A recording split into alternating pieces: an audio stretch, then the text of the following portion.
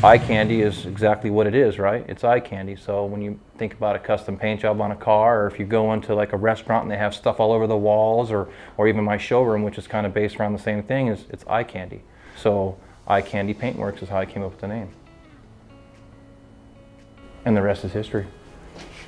The first car I ever painted, it's back here somewhere in this mix of all this. Pretty hilarious, but this is actually my very first paint job I ever did. This was probably 91, 92. Definitely old school. You can tell by this was actually at a truck run. I think this was Endless Summer, something like that.